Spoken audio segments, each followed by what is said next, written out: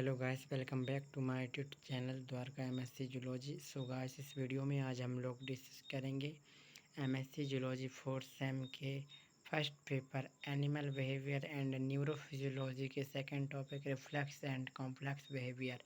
So let's start this session. Synopsis introduction, definition, type of reflex arches, mechanism of reflex behaviour, significance of reflex behaviour, conclusion and reference book.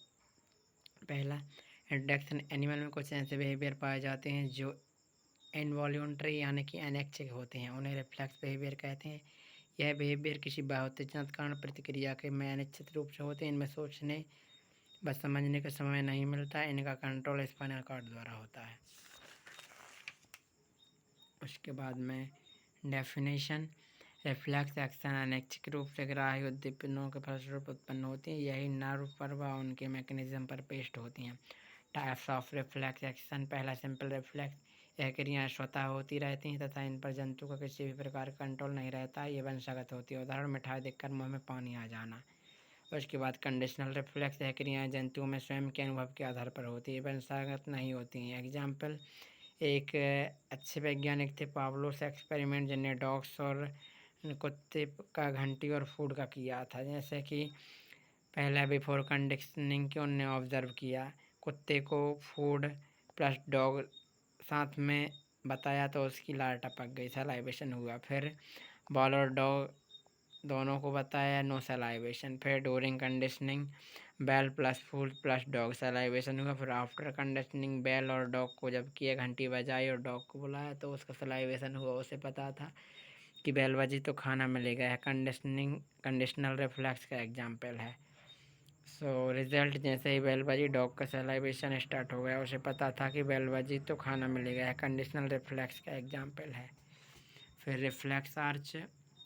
Reflex action में भाग लेने वाले body के ऊतक अंग या एक arch बनाते हैं, जिसे रिफ्लेक्स आर्च कहते हैं। यह आर्च से होकर संवेदनाएं आती जाती हैं। यह निम्न भागों से मिलकर बना होता है: receptor organ, sensory nerve fibre, nerve centre, intermediate neuron, sensory neuron और motor neuron. Mechanism of reflex action. Respiratory receptor organ, मतलब रिसेप्टर ऑर्गन है। जैसे ही वह ब्रेन के टच में आएगा, सीएनएस में सेंसरी नर्व द्वारा सीएनएस को जाएगा तो सीएनएस में ब्रेन और स्पाइनल कॉर्ड, और मोटर नर्व द्वारा रिफ्लेक्टर ऑर्गन और मसल्स पर पहुंच जाएगा। एग्जांपल देखिए आप, सीएनएस स्पाइनल कॉर्ड है, सेंसरी नर्व गई जो कि सेंस करके चली गई मसल्स या ऑर्गन बॉडी को, रिसेप्टर और मोटर नर्व ने पता लगा लिया कि हाँ ये बॉडी पर कहीं भी पिंच किया है, या फिर कुछ आप डायग्राम से समझ सकते हैं कि कुछ सेंस हुआ है। तो फिगर है रिफ्लेक्स एक्शन का।